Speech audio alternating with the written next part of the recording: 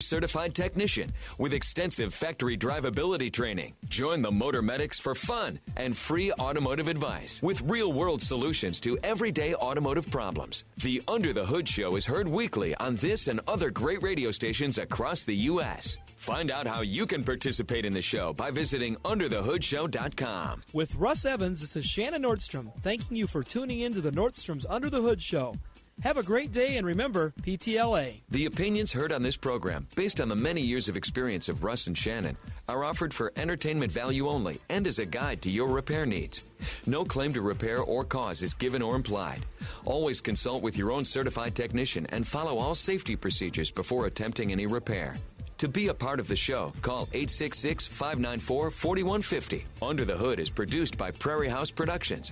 All content is the property of Nordstrom's Automotive Incorporated and may not be used without our permission. Copyright Nordstrom's Automotive, Inc. Now, let's go under the hood with the Nordstrom's Motor Medics. Welcome to the Under the Hood Show. We are glad to have you with us. Russ Evans is here to answer your automotive questions. Thanks for joining us under the hood. Shannon Nordstrom is here to do the same. Welcome, hoodies. Thanks for tuning in so we can help you tune up. I'm Chris Carter here to answer your calls at 866-594-4150. 866-594-4150. Got a few things to get to, but first, we've had a caller waiting for a while as we started up in the music, and Gary was even ready before we got ready, so let's go right to Gary. You're on the Under the Hood Show. Gary, what can we do for you? Okay, I have an '06 Chevy Suburban. It had a 5.3 flex fuel engine in it, and I bought a rebuilt from down there, and we put it in, and it's worked pretty good for a couple years, and now I'm having a problem when I pull up to a light. It's like it's loading up with fuel. Okay. So it's almost, is it acting like a carbureted vehicle that would be choked or just flooding out? Or It's acting like that, but, it's a fuel-injected motor. We've changed the fuel pump and checked the injectors and the air box and everything on the fuel. And my mechanic it's got him baffled. Mm-hmm. So I would hope he's looked at the fuel trims and things like that to see if it's running rich or lean. If he hasn't, Yeah, it's running rich. it is okay. If it's running rich, by the fuel trims, not just by the natural feeling that a person has. probably is that Right. too. No. Well, here's what's probably going on.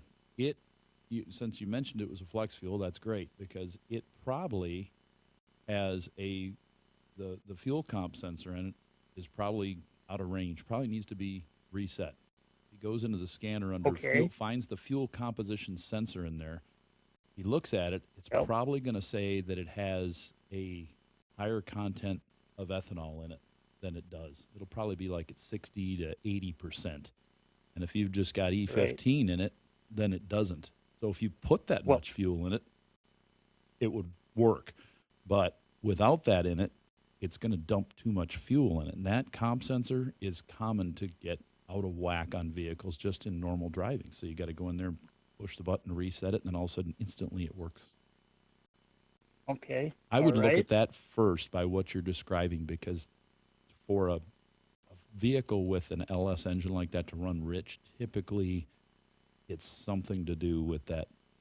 And the 06 still had the inline sensor.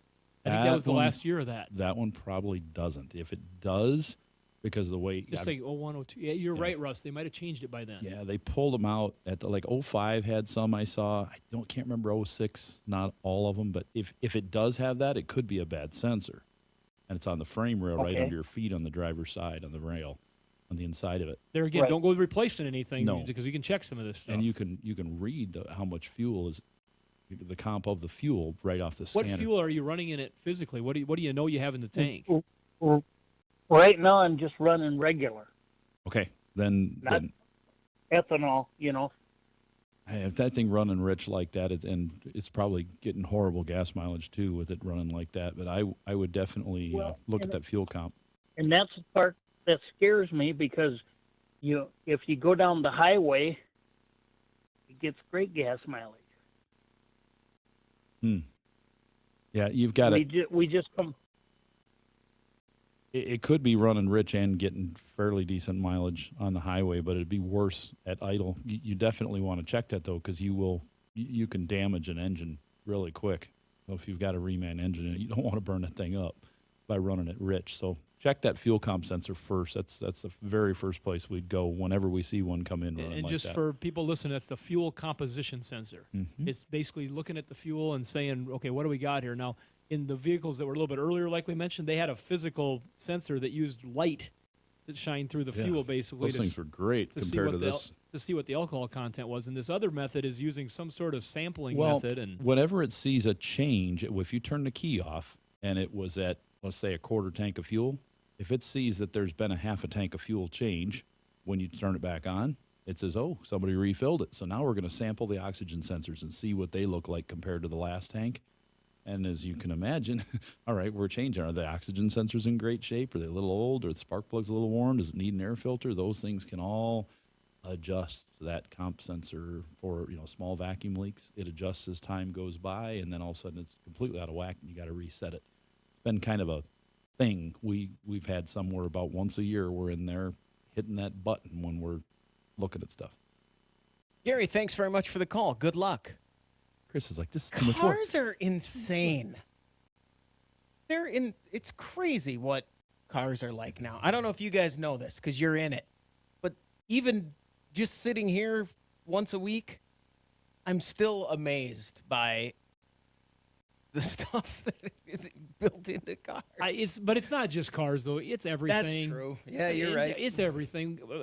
A quick little story of how just anything that amazes me that's electronic, mechanical. Yesterday, I was talking to my son's girlfriend's dad. Okay. We had our first conversation. Sounds serious. Yeah, all right. Yeah, they needed an engine. Oh, no. But we've missed each other when we've been at different events, like D-Days and different things. We've missed each other because our son and his daughter met at college at USD. But as I was talking to him, he does developments where they put in the infrastructure, water, sewer, the beginning of the roads in new developments. Construction company with earth construction, scrapers, that kind of stuff. And we were just talking about all kinds of stuff. And he was just talking about how the modern excavator, compared to what they started with him and his wife with one piece of equipment, but the modern excavator with $100,000 worth of GPS equipment on it. And he said that he was on a project, and I don't remember exact details, but they were digging down on a water line, 8-inch water line, and they didn't have the rest of the supplies to finish it, and they had to close the hole in. So he duct taped up the water line, put his GPS coordinates in where he was at when he did that, and 2 weeks later, a different operator came in, punched in the coordinates, dug right down to the exact spot by the pipe, pulled the duct tape off, and finished on their way. That's technology that costs a lot of money, but boy, look at what that difference is between. For sure. Just think of it, crazy stuff. 866-594-4150. We're going to take a break. When we come back, we want to hear from you on the Under the Hood Show.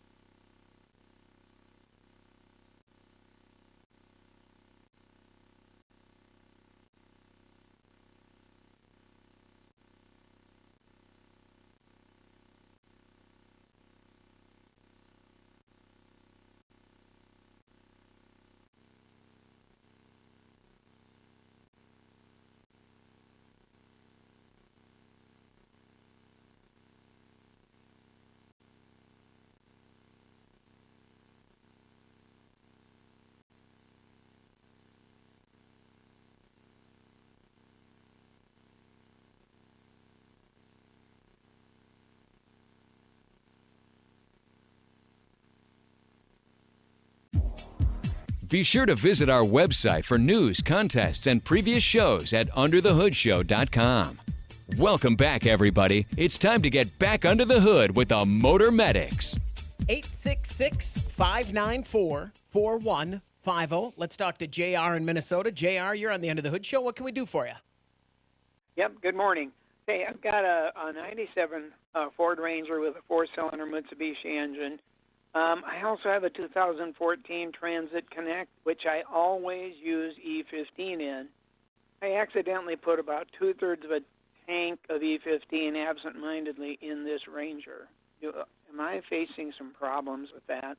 No. No, that's awesome. That's what it's made for. Oh, a 97 will take E15? It's got a full fuel injection system in it. It's got automatic adjustment of everything on that control system that runs that engine. Oh, good. And it'll be just fine. Okay. Yep. Yeah, it doesn't. Okay, well, sorry to bother you with Oh, such no, a stupid problem. No, that's a very we're glad common. we called yeah. because there is, and here again, we talk about this enough because it's such a popular issue. In our part of the country, we've been exposed to the ethanol blended fuels, the biofuels, long before a lot of other parts of the country, because some of that industry sprung up right around us. And so we've had this around us for a long time. And there has been neighboring states like Iowa that have done tests with their fleets.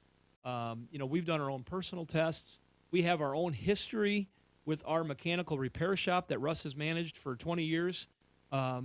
We've got a dismantling shop that our family has ran for a number of years. So we've lived through the infancy and now the evolution of the biofuels, and we just have not seen the problems that a lot of folks would scare you into thinking. And a lot of the people that are scaring you into thinking that way, I just want to say this carefully, that some people just don't have the knowledge as far as they haven't taken the time to learn. And so they think what they think because of what they've probably been told by someone else. They've always heard it their whole life. Didn't have the knowledge. And there are certain instances that we know of where the ethanol blended biofuels are a problem that you have to be aware of. But as far as thinking that you're going to put it in your 97 Ranger with a full fuel injection system and damage anything, furthest thing from the truth. Yeah, I think that covers it pretty So well. you're then. safe. What year would you say you need to start paying attention? Anything with a carburetor. Okay. No, don't do that. If it's a fuel injection system, I've got it in anything of mine that's got a fuel injection system. I don't even think about it. It just doesn't really bother anything. Some people have said things about, well, it's so much more corrosive than gasoline. It's like, huh? So gasoline is corrosive too. Oh yeah, but they put anti-corrosion inhibitors in there. Oh. So if you mix 15% ethanol in with gasoline and it's already got anti-corrosion inhibitors in it, isn't that exactly the same thing? Oh, I never thought about that. It's like when you put water in your car, right? No, it'd rust the heck out of your engine. It would destroy it. So what do? In the antifreeze, they put an anti-corrosion inhibitor. That's what keeps it from rusting. That's it's the packages of chemicals that involve in a lot of this stuff. So yeah, you're just fine there. 866-594-4150. Let's go to Joe in Texas. You're on the End of the Hood Show. Joe, what can we do for you? This is Joel Benton in Longview, Texas. Hey, Joel, go ahead. I have a 99 S10. Had a new air conditioner compressor put on it a couple of years ago, and it's been working perfect until about the last month. Whenever I turn it on, I hear the compressor coming on, and it blows air, but it's not cold air. I went to add a can of 134A and hooked the gauge up on it, and it says I have plenty of Freon. Uh-huh. Your gauges may read okay, but what you might have in your system is air. If you've got air in there, you can get a pretty good reading, but it's not going to cool because it's non-condensable gas. So you need to get the air out of it and then recharge it again. And that's not. basically, Go ahead. Go ahead, sir. basically hit my valve and let it drain down, and then add more back to it. No, you've actually got to evacuate it. You've got to use a machine and pump out the air and what refrigerant is left, and then that'll recycle that and reclaim it. If you just were to, if it was legal to, and you just did it, I used to live in Longview, so I've seen all sorts of stuff. But if you just let it out, then there's going to be air in the system, so you'd run into the same problem. You'd have more Freon in it probably, but you'd run into the same problem. So it needs to be vacuumed down with a machine. You might try Brent Adams over on Highway 80 at White Oak Muffler. That's way too personal. Yeah. Well, I said I used to live in Longview. I love it. I could tell you half a dozen shops to go to probably, but try him out if he's not doing that right now. I don't know how staffed he is right now, but you could try him out and Tell he'll him know Russ where Evans sent you. Yeah, tell him Russ Evans from the Under the Hood radio show sent you over there. He'll get a kick out of that. But yeah, because you'll need to just vacuum it down and then recharge it, and it'll probably be all right. And it's going to operate a lot better too, because in the temps you're in. I mean, when I was much younger and living there in Longview, it gets to be 100 degrees, and I'd be driving around in an old car and trying to, keep the air going, and we just kept adding cans, and eventually it got hot 30 years ago too. Yeah, it did. Okay. It's not a new I didn't thing. realize that. I thought that was a new thing. We'd stop in the 7-Eleven, and for $1 we'd buy a can of R12, and you put it in the Mustang, and all of a sudden you'd have cold air, but didn't vacuum it down, and it just didn't work great. And then finally one day I go over to, I was working at Weldon Cooks, and he's like, "How come you never vacuumed that thing down?" I'm like, "What's vacuum it down?" So we vacuumed it down and recharged it with, put 3.5 cans in it. It was like, it's never worked so good. Because it had air in it. That's when I first learned about air in the system. Joel, thanks very much for the call. Good luck. 866-594-4150. Let's go to Tennessee and talk to Zachary. You're on the End of the Hood show. Zachary, what can we do for you? Hey, guys. How are you? Fantastic. Great. Hey, so I have a 1987 300ZX, non-turbo. And so my issue is after the car gets warmed up, about 30 minutes of driving, it starts over-pumping fuel pressure at about 60 to 80, and it should be around 37 to 42, somewhere around there. And you would think it was the regulator, so we replaced that twice, just in case it was bad. We replaced the fuel pump, the fuel filter. We cleaned out all the lines. We're still having this issue, and we can't figure it out. Gosh, I'm still leaning towards the regulator in my head, because I'm thinking that thing, if you throw 100 pounds at it, if that regulator opens up, it's going to dump that fuel off and go back where it's supposed to be. That one's got the vacuum regulator on it, doesn't it? On the rail? No, I don't think it does. It's just got a mechanical. It's a pretty simple fuel system. Yeah. So yeah, I mean, it's there's not much to it. I couldn't remember if that one's in the tank on the pump or if that one's on the rail. Yeah, the pump it's in the tank. The regulator's in the tank too? No, the regulator is it's outside in the front, right in front of the head there. Okay, on the it's pretty fuel easy to rail. get to. Yeah, so that's what Russ was talking about, is that the old systems, they used to have just a vacuum diaphragm that ran off the fuel pressure, the fuel rail that delivers the rail to the injectors. Nissan ran one without a vacuum. There's a right in there, they switched from vacuum to no vacuum. Kind of like what we did with the LSs with yeah, then they just kind of mechanically opened when they hit a certain pressure, but if there's any contamination in that fuel, they stuck really bad. They had problems with that because the vacuum one was just like pulling a lever back and forth, but the mechanical ones, liquid was going through there, the gasoline was, so any contamination in that tank would make that thing stick. We dropped the whole tank and cleaned the entire thing out. I mean, like, it's such a weird issue. I mean, there's no, like, we've cleaned everything and done everything we thought we could. We even took apart the ECU. Someone said that could be an issue. Nah. But, I mean, we cleaned it up, and, it's just not making any sense. That wouldn't mess with your fuel pressure. In the old days, once we got fed up with it to a certain point, we'd be like, all right, this thing's crazy. Let's just put a mechanical fuel regulator on it and dump the fuel manually back to the tank, on the return line. But well, Russ is thinking here, because I've got nothing to offer more than what he's said already. You know how long it's been since I worked on it? I know. So I got to ask, this 300Z, how long have you had this? This is a car you just don't see many around anymore. I saw it come up. I was like, that's cool. Yeah, I bought it about 8 months ago, and it had sat on a lot for about 8 or 10 years, and I got it running good, and we had started doing a little bit of work on it and putting some upgrades on there, just deleting the old emission system, stuff like that. And then this issue just started randomly happening during that kind of stuff. But So when you're driving when you're driving it, then does it just get totally fat and not want to run, or does it? I mean, how do you know where that pressure is at? You got an external gauge on it, correct?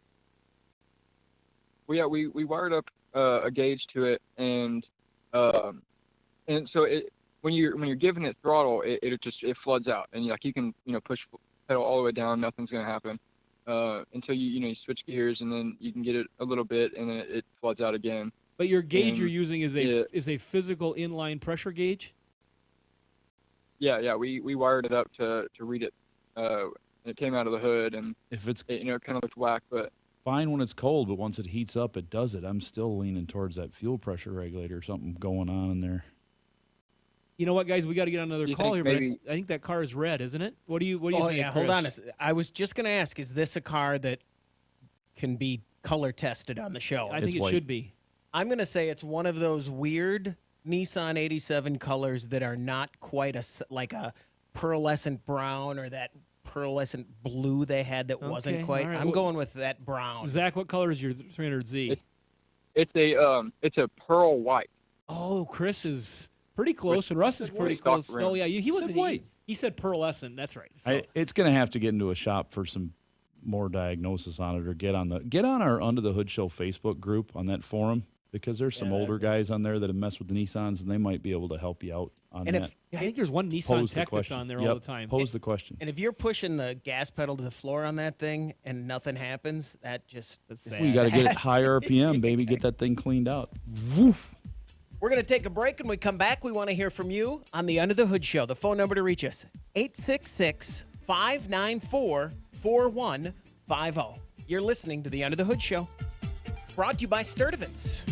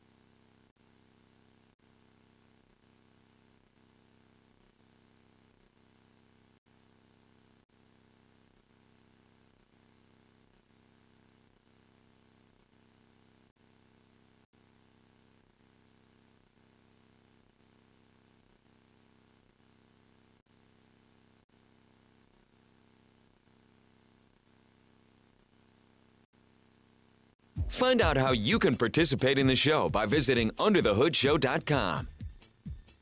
866-594-4150. That's the number to reach us right there. When you call the show, sometimes we just give away a hoodie to a caller. We do, but, we're going to do it this week. We're going to give one to Randy Toussaint. Congratulations from us here at Under the Hood and our friends over at UTI, Universal Technical Institute. There you go, Chris. Universal Technical Institute, uti.edu, the best place to go to get your automotive training and education. I'm going to bet his last name is Toussaint. Probably. That's what I would guess. Toussaint. I knew a guy named Henry Toussaint, and he was Henri Toussaint. I should have. You know what? I nailed Ray Follow Valita last week, but Yeah, you did. Yeah. but not croissant. It's spelled the same. I'm just sitting here on the sidelines Toussaint? thinking I'm glad you guys are doing this because you know how bad it would be if I tried. Yeah, it's fun. It's a Growing fun game we play. If it's one of those, if it's New York or Michigan or something like that, and it's one of the foreign names, especially like the Italian names and stuff, Chris is like, "How did you get that?" And I'm like, when I grew up, everybody in school was a huge mix of hundreds of these people that with all Lots of sorts nationalities. Yeah. Wisniewski, Muszewski, Sounds like Monsters, Kablowski, Inc. all just lots and lots and lots of different names. So it's kind of fun. I don't see that around here very much. UTI.edu. Thanks for giving away hoodies with us. Exactly. 866-594-4150. Let's talk to Joe. You're on the End of the Hood Show. Joe, what can we do for you? Hi, guys. I have a 2014 Ford Escape, and one day I was driving down the road and listening to the radio, and I hear a loud crack like that, and my sound system quit. Went on the internet, checked all the fuses, and a couple days later, things starts working again. Worked for about 2 days. Now it's quit altogether. You guys know anything about that particular problem? Yeah. I've had it in another vehicle, in the Prius. Exact same thing, Joe. So Big noise, no noise, then some noise, then no more noise. radios were good for a number of years in cars, like up through the 80s, the old push buttons, and then as they got a little fancier in early 2000s, they started breaking, like 03, 04. We'd start putting CD changers. It's amazing. The technology got better and the quality got a little worse. And then they became pretty bulletproof for 4 or 5 years. They got pretty tough. The 11s, 12s, they were 10, 11, 12, even back to 08 and 9, pretty solid radios yet.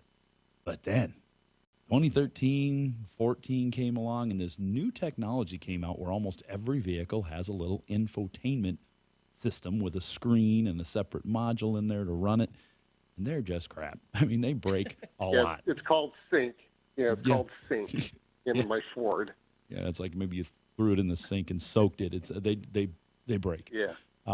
We replace a But with lot. technology, Russ, it must be super easy to fix them. Just one little chip and a couple bucks and you're good to go, right? Exactly, if you know which piece it is. But it could be the screen, it can be the radio, it can be the sync module. There's so many things, that the body control module, all these things can affect it. So a shop needs to diagnose it, figure out which one it is, and replace and program that part. The GMs have problems with the human interface modules too. I mean, there's just so many different things that can Chris, go out. you were of just this. losing speakers, weren't you? How many times do you? No, I had the whole thing. Oh, that's the right. whole We had thing to try to look for a unit for a long time. Yeah, the whole thing had to come out. So that's what it always is, isn't it? The whole thing has to be fixed. Has to come out. He and could put have in an amplifier bad. Nah, he doesn't. Typically, we'll see a price range. I mean, that's a lot of stuff thrown at you, but we'll see a price range anywhere from about $225 to $600 to repair a radio that does not work in I got the over/under on a Ford. 500 on this one. Well, I'll his take the over. Here's the good thing on his 14 Escape. There is a lot of pieces. I walked by the shop this morning, and they were inventorying a 14 Escape. There's a lot of these that are being dismantled by professional dismantlers. Call now. Phone lines are open. Joe, stay on hold. And no, but whatever piece it might be, those pieces are available on Cardash Part, one of our partners. You can find the piece you need, but you do need to pay someone when it's not working to do an Yeah, because analysis. if you on buy it. all the pieces, you're going to be like $1,400-$1,500. You don't want to buy all the pieces. You want to buy the one that's bad. Wait for it to go bad. For sure. I think it is now, right, Joe? Yeah. Yeah. Well, part of it is it controls the backup system. Yep. So you don't get a warning sound. Wouldn't Ford fix that because it's a safety issue, or no? Maybe someday, like after you've paid the money and then sold the car, so you can't get the refund because it's already gone. But like Chris, we're gonna repair your car, but you don't own it anymore, and you crushed it because that part went out. Sorry, Charlie, you're out. I've got a recall right here on my hand that we just got delivered out to our shop, and this is it's a new recall, but it's a 2013 Fusion, and it's a recall on the door latches under a safety recall 115S116, and so eventually, if it's something like that, they may get to it, but you can't wait for that. You got to get the problem fixed. They're doing less of them these days because they can't get parts on a lot of this electronic stuff. So Get a little Bluetooth speaker and set it under your dash save for your a year. receipt. Look at this one here. They're even Just in showing case. like pictures of which latch you could have and what code it should have on it. Huh. This is a very detailed one. You remember when they recalled the latch on the HHR because it could accidentally pop open and give you your knee a boo-boo? Remember that? The glove box latch. We had to do it on the Resurrected Ride. We had to replace it because it was defective. Joe, good luck. Thanks very much for the call. It's not going to work out, I'm telling you. I banged my knee in the glove box. Hey, we were really hard on him. He could need a part that's available for $100. Yep, he could. know. Let's bet. Joe, call us back If I when had you to get the guess, total. I'm guessing it's a radio.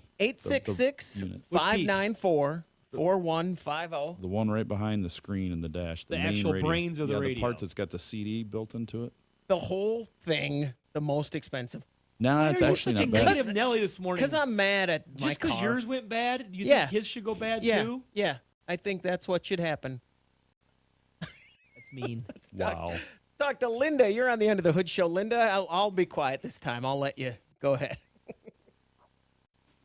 Hi, it's Linda, your next door neighbor. I have a 2017 Nissan Rogue that has got the recall on the transmission, of which I'm way over the miles, obviously. And I'm wondering what a person should do to find out if there's something wrong with my transmission, because there's no jumping codes, but it's acting weird. What is acting weird? Describe the weirdness. Well, I guess I've never had a CVT transmission before, but it revs really, really high, Yeah. which is normal, I'm told. Yeah. Gerald says that all the time. But it's almost like the stick is like out of place to where it doesn't want to accelerate. You know what I mean? Like if it was half in and half out, and then all of a sudden it'll accelerate. And random weird things like that. Sounds perfectly and so normal for a I went and had them do CVT. the jump code. Yeah. Well, that's what I wondered, but it's like with the miles that I drive, I wondered. They're just weird. And it was like, yeah, so is that totally normal? Like I shouldn't worry about it? Or if I'm at 92,000 miles now, should I be changing the fluid? Yeah, so CVTs, Or- you don't flush them. You just drain them out and fill them, but they're supposed to be done at a recommended mileage, and that's very strong about that. If you don't, you'll have problems. Is this one that you have to drain out and pull the pan and drain it? No, too? there's no Okay. pan. It is just you just pull the plug out, drain it, and I think that one says drain and fill twice. So you drain it, you fill it, start the car for about a minute, shut it off, drain it, fill it to get all the fluid out of it. But they are so weird. We put a couple of these in, and they just you take off, and if you take off like at half throttle, they accelerate pretty good. They stay up there, like 3,500 RPM. There's and then they go. But if you take off just gingerly, like normal driving, it's like you start moving, and it's like you let out the clutch in fourth gear in your Solstice, because all of a sudden, bloop, bloop, and they shake and don't. You were telling me about you drove one of these when you went down to Disney one year, and you're like, this is the weirdest thing I've ever. It's like driving Very a first go-kart. one I ever drove, I was like, that is weird. Yeah, There was no electronic masking in that one. That was just full on. They throw codes when there's something wrong with them. Yeah, you don't have any codes or anything, correct? No, I took it to Nissan, and they said there's no jumping codes at all. Because then that's that's what Nissan told me to do. probably fine. The only thing worse than that is the Ford with the dual clutch. It's like a CVT with multiple gears. It's just dumb. So you should be all right. Okay, so Yeah. I'm not. I think So at I'm this not point, insane. I'll just we're have telling to- you, Linda, let not your heart be troubled. But go ahead, if you haven't had it flushed, do that. Right? Yeah, it's probably time to schedule that Change. service if you have not done that yet. That's what I meant. Linda, thanks very much for the call. 866-594-4150. Before the break, let's talk to Mike in Florida. Mike, you're on the Under the Hood show. What can we do for you? Good morning. I'm calling about a 2015 Honda Odyssey. Got the 3.5 liter J engine in it.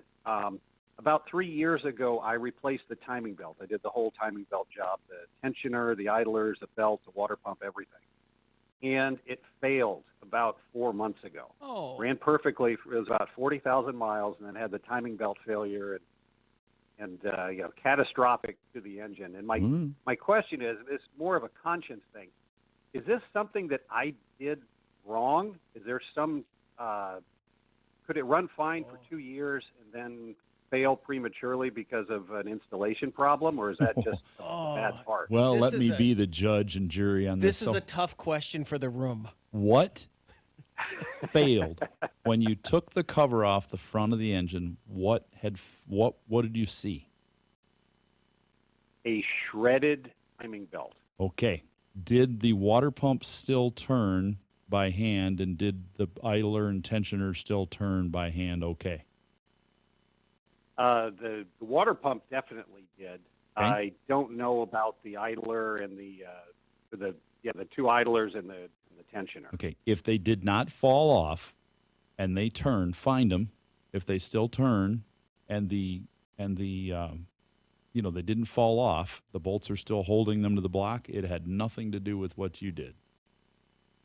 I think it was just a belt failure. Occasionally you get a belt that fails, and there's, and these companies, even if they'll help you out greatly, they'll say, "Oh yeah, okay, yep, it was belt failure. That's what killed your engine. That's what cost you $5,000-6,000. We'll give you a belt. Yeah, we'll give you a belt because we're not responsible for our belt failing and causing you damage, even if we deem that it's our fault. But they'll help you determine if it was installed properly. But say, well, was the tensioner working? Was the idler working? Is the water pump turning? How was the belt routing? Yep, it was our belt that failed. Well, we got another one on the way. Well, okay. This is $6,000-7,000 problem here. Yeah, but luckily it doesn't happen very often. Mike, thanks very much for the call. 866-594-4150. We're going to take a break. When we come back, we want to hear from you on the Under the Hood Show.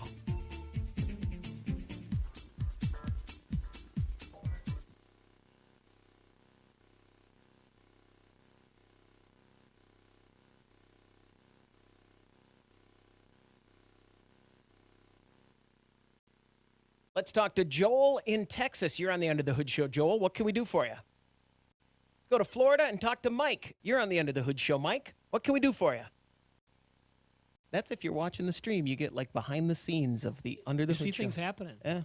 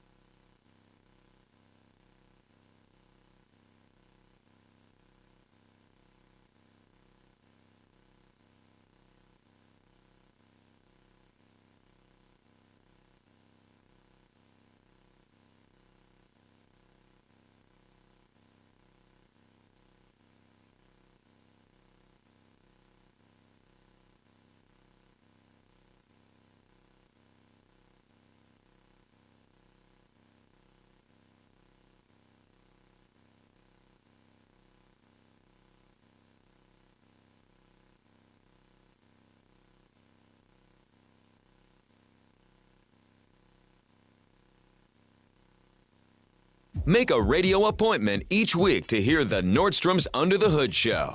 866-594-4150. That's the number to reach us. Let's go to California and talk to Mike. You're on the Under the Hood Show. Mike, what can we do for you? Good morning, guys. Love your show. Thank you. I have a 2000 S10, and it was weird. I went to the gas station to fill up, and before I even filled up, I turned the key on, and the fuel gauge pegged on full, and it's been pegged on full ever since. Of course, I did fill it up, but it's been hundreds of miles since I've filled it, and it's still on full. That's amazing. That it's still going. Should be out of I know. fuel by now. The cup that runneth over just never stops. You didn't. I know. That's what I'm thinking. I'm like, whoa. California, you didn't. Refilling my fuel at night or something. Oh, in California, you didn't accidentally fill it up with electricity instead of fuel, did you? You plug into the station, burn out my sending unit. I can't figure out where this goes. Oh man! So on the S10, the way that fuel gauge works, if you disconnect the fuel gauge wire right at the tank in the back, it'll go to full. And when it's grounded, it'll go all the way down to empty. So it sounds like, we don't have a lot of problems with gauges in the S10s. That was the full-size trucks later on. But, it's most likely that the fuel sending unit just failed in the tank or the ground failed.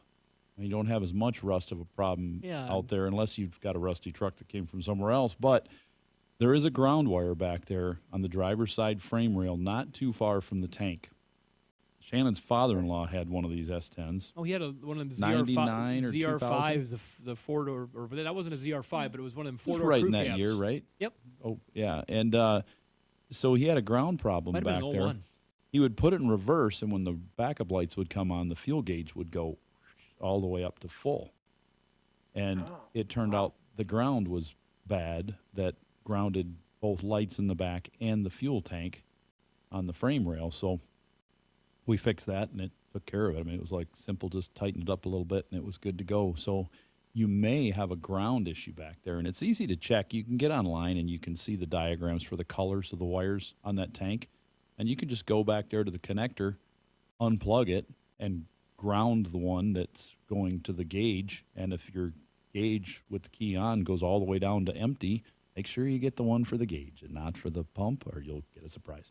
But that gauge will go down to zero, and that tells you, hey, it's in my tank.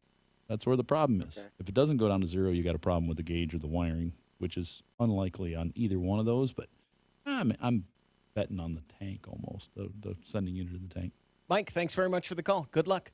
866-594-4150. Let's talk to Dave. You're on the Under the Hood Show. Dave, what can we do for you?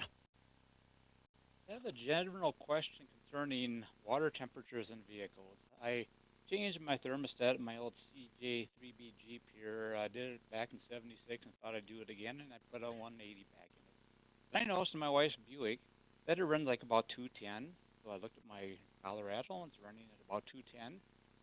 Have the manufacturers raised the temperature operating limits on these newer vehicles, or should I be concerned? Yeah. So they have. They want them to run hotter because of, I wouldn't be too concerned, but they want them to run hotter to keep them cleaner for emissions. They need them running. They're all going to run between 200 and 210 typically most everywhere you go on a warm day in traffic, because they want, with that, they can keep the combustion chamber gases at a certain temp, keep the catalytic converter at a certain temp, things like that, where on our older cars, we were happy if we could keep, put 165 thermostat in them and try to keep them, down under that, 195 range or so, running with the fan, old mechanical fan and everything. Yeah, but and now, the technology's gotten so much better on cooling the engine also. Yeah. That Well, they need to run that, but they've got high efficiency coolers, the electric fans that are, pulling and pushing, and sometimes they're not even set on certain cars. They're not even set to come on until they get to like 221. And then they shut off, when they get a little warmer and back down again. But they keep those engines a lot warmer than they ever did. They're very, very finite with their temp control, and some of them have electric thermostats in them. Our partner at Motorrad is a big supplier of engine management controls, thermostatic controls, thermostats, things like that, and man, you get into a discussion with them about things, and it's amazing the technology that they have to come up with to make better than the original. So if you got an electronic thermostat, you can just narrow that thing dead on and keep it. I want to keep this thing 208.5 degrees all the time. So it's like your home thermostat. You want to keep it that narrow range to keep the emissions up. So, Motorrad's put a lot into that. Even with their mechanical thermostats that don't have electric to them, they've really narrowed that down too. So the whole point of that is you want your car to run at exactly that certain temp. So old Jeep, yeah, cool as you can get it. New cars, they're all going to be in that range, a little over 200. Dave, thanks very much for the call. 866-594-4150. Let's go to Nebraska and talk to Steve. You're on the Under the Hood Show. Steve, what can we do for you? I got a 2000 Chevy pickup, half-ton, four-wheel drive, 5.3-liter motor. It's only got 44,000 miles on it. Yeah. I cannot get more than 15 to 15 miles a gallon out of it. And with a Got new 5.3? plugs in. Yeah, 5.3. New plugs, new gas filter, new air filter. I can't get more than 14 to 15 miles a gallon. You probably are doing about. You don't want to hear this because you're obviously asking for more. Is it a four-wheel drive? You're in range. He's in Nebraska. Pardon It's got to me? be a four-wheel drive. It's a four-wheel drive, right? Gotta be.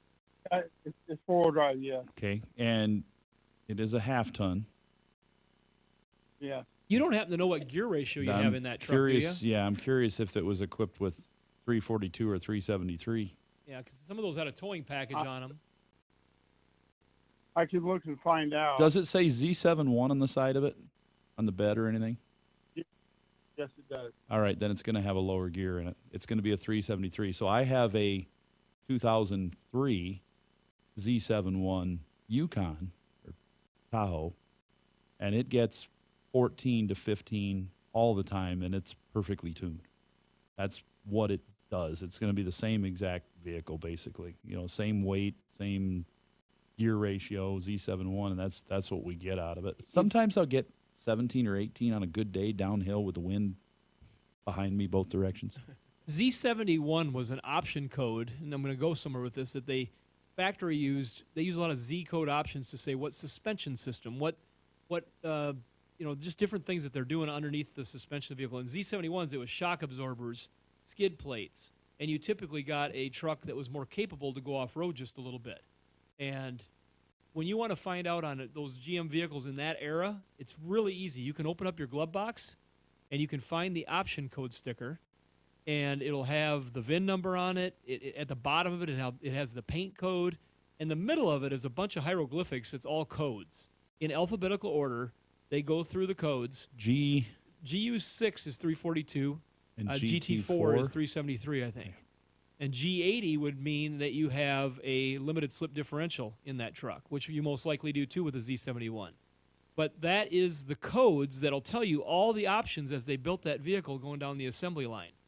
So the U code is the radio code. The L code is the transmission code. The engine code. The M code is the tranny code. And so you can find out exactly what's in your vehicle. Now, as the vehicles got newer, they started to hide that information. And they didn't want the aftermarket, this is how I look at it, to be as able to understand the vehicle, so it would be more likely that you'd have to go back to where you bought it from to learn information. So they put a QR code on there eventually. And the QR code wouldn't tell you everything either. So there is getting to be technology now that like we have, our sales staff has a tool now called VinMatch Pro. It's a friend of mine that started the company. That is pretty cool. And you can actually get some of that information that you need to determine what gear ratios and things like this. And so, I know we're going off on a little bit of a tangent on your question, but for that vehicle, if it's equipped with a 373 gears, which I believe is GT4, when you look at those options, and a limited slip differential and four-wheel drive, the average driver is going to get between 12 miles per gallon and 16 miles per gallon. And you might get lucky going down the highway and pull an 18 just on a regular drive, just to cruise at about 65 miles an hour. I don't think you're going to get much better. Steve, thanks very much for the call. Good luck. Yeah, 44,000 miles. What a sweetheart of a truck if it's clean and nice. Let me tell you something. This show's cool. that call. That was a good. That was knowing that. This show's cool. Between you and Russ, man, you guys, good job. I'm glad it was a GM. That'll do it for this hour of the Under the Hood Show. Hour 2 is coming up. 866-594-4150.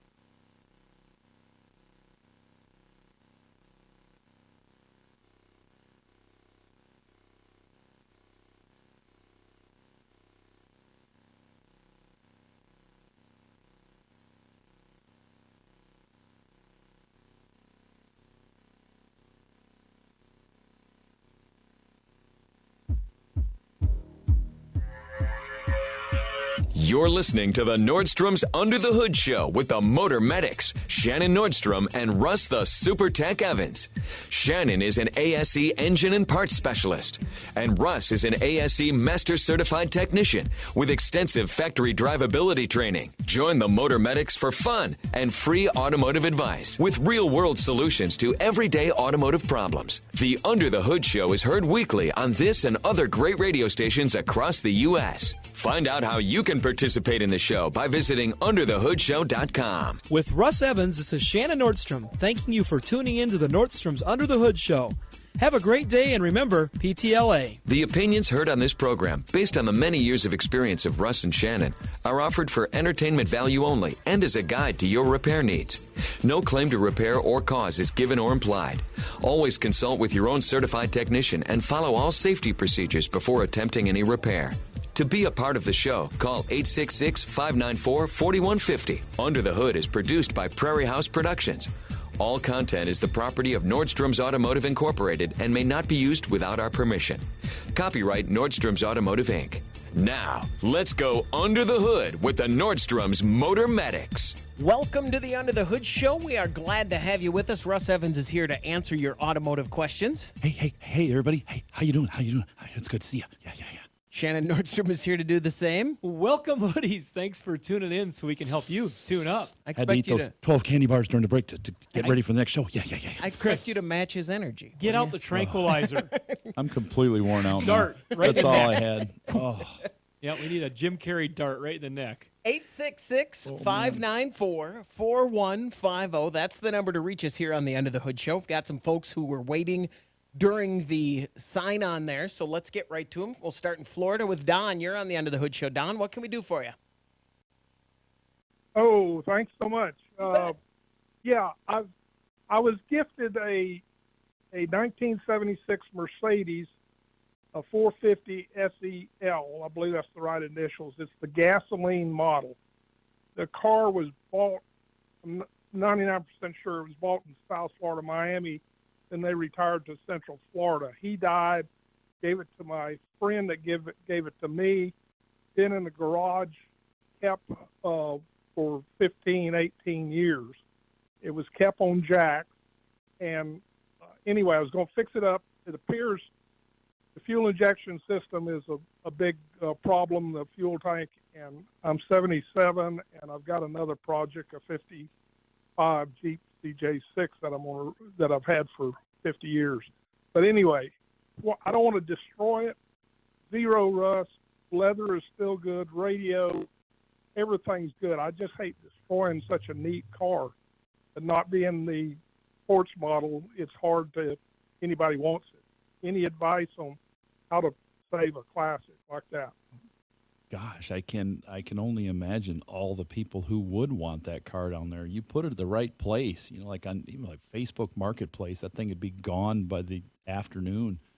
I think you could even get some, you can get some money out of it. It's not like worth lots and lots of money because they got to go through it. But you see those cars like that. I see them all over down in that Miami area. Old classics like that. People paint them up. They put different wheels on them. That's a cruiser.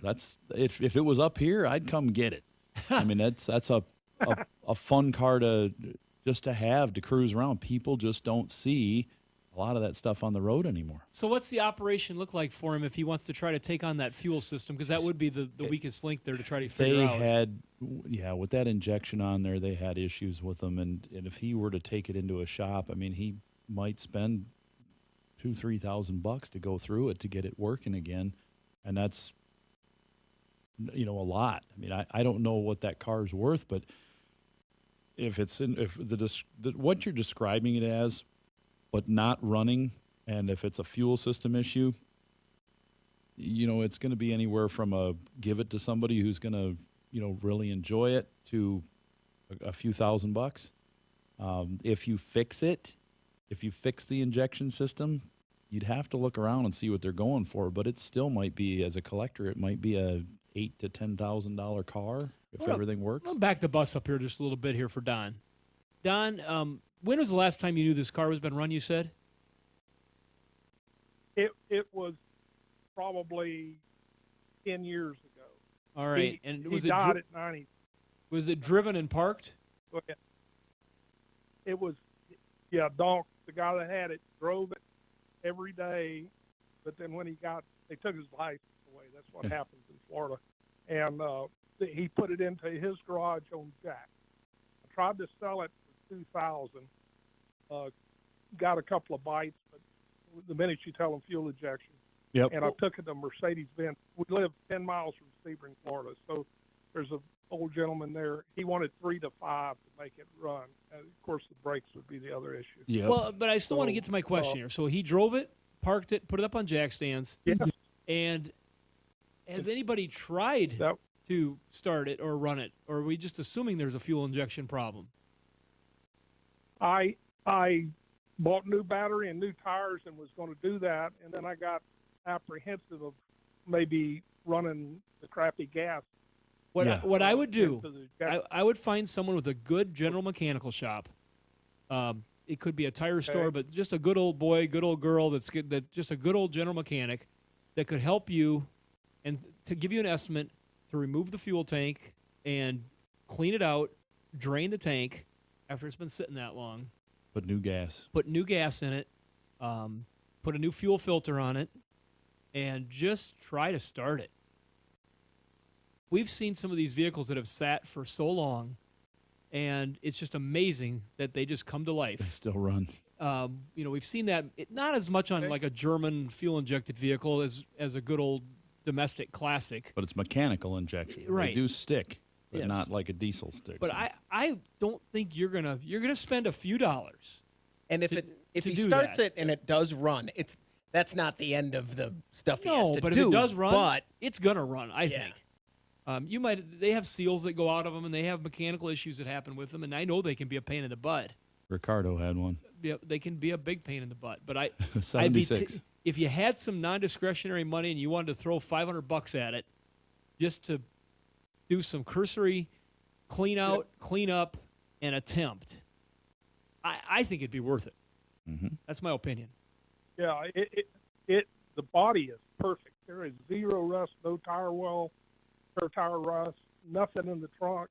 It's amazing. The blue paint on the bottom is still brand new. I mean, that's what the transmission is probably going to be just fine. You might have to, once you get it going, flush it because the chemicals are all gone out of the fluid. But if that would fire up and run, and then you had just a matter of doing the maintenance on the tranny, and brakes are doable. Brakes are brakes. I mean, there's no big anti-lock brake system or anything like that. Brakes are brakes on that deal. And there's parts available for that. If you're up for that part of the challenge, do the first part, then make up your decision. That'd be my approach. Don, thanks very much for the call. Good luck. And that's a car too that you take as you go. All right, I can feel the try door this. handle opening and closing the door when I think about that car. They have a very solid, rounded door with a mechanical. I just feel that door on that car. 866-594-4150. Let's talk to Jake. You're on the End of the Hood Show. Jake, what can we do for you? Hi, I got a 2012 Ford Escape, about 106,000 miles. I just changed the spark plugs on it because it's been starting hard. And then I get an intermittent code, but code doesn't stay on long enough to plug it in and get it. So trying to figure out why it's starting so hard. Ford's got that automatic deal where you turn the key and it'll just keep cranking. You have to turn the key back and then turn it forward again, and then it'll fire. Any ideas there? Yeah, I'm wondering if it's got a low fuel pressure, like it's got a pump that's starting to drain back down because the check valve's got contaminated and worn in the pump, so it's losing its prime when you crank it. You're saying it. I'm just going to back up a little bit again. Did it not do this at all before you changed the spark plugs? Well, I changed the spark plugs because of that. I was wondering, okay, bad spark plugs or something, and it did get better for a while, but then it kind of went back to the same. Because I'm a big believer in trying to figure out if something starts happening, and you've done something recently. It's always good to just maybe think, where was I at? What did I touch? Yeah. But when you did the spark plugs, did you do coils at the same time since they're so hard to get at? Did you do all 6? Is it a 6-cylinder? Yeah, well, I did the 3 hard ones. I'll be honest. I did the 3 hard ones underneath of the You did the hard ones and intake not the easy manifold. ones. The coils. Yeah, they're kind of expensive. The ones underneath the intake manifold. A lot of people So do that. I started Okay. with them. I got you. I think it's spark plugs. I was like, If they got to yeah. buy 6, but they can only want to spend the money on 3 right now, do the 3 that are under the intake while Because you're got there the part. already. You don't want Yep. to do that again. Yeah. Yep, that's what I did. So I did do 3 coils as well. Thank you for reminding me. Yep. All right. But if it's hard to crank, I'm still thinking it might have a fuel. Slow to start on the first crank. Yeah. When you first crank it, slow to start, it could be fuel pressure. And no check engine lights, you said? One comes on, but while you're driving, but by the time you can get it home to plug it in, it's gone. Sure. And that could be an unrelated issue to the Get starting, possibly. A regular mechanical fuel pressure gauge and connect it to it and see what that pressure is after it's set for a couple hours. Jake, thanks very much for the call. Good luck. 866-594-4150. We're going to take a break. When we come back, we want to hear from you on the Under the Hood Show.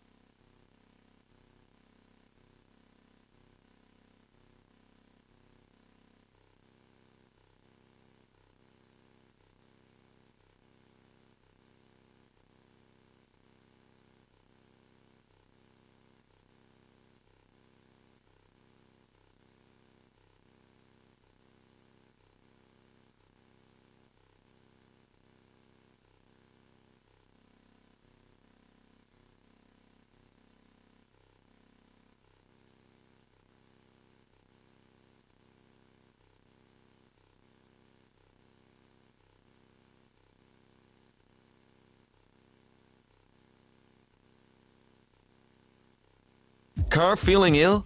Don't want to spread it to your wallet? Call the Motor Medics now for free advice. 866-594-4150. That's the number to reach us here. Let's talk to David. You're on the Under the Hood Show. David, what can we do for you? Yeah, I have a 2000 Chevy Silverado Z71 that I just acquired, and it's been adapted to run on propane along with other besides gas. And that's fun. I'm wondering, what does it actually do? Does it do any harm to the engine or anything? A propane running vehicle that's working properly runs extremely clean. We actually have, I'm the president of our school board in our small town, and we've replaced 2 of our diesel buses now with propane buses on our last go around we've been putting them off, and they're so expensive. But there was a program available from the government to take diesel buses off the road and get some sort of alternative fuel. And the propane buses, and so far, it has been wonderful for our school district. They've worked well.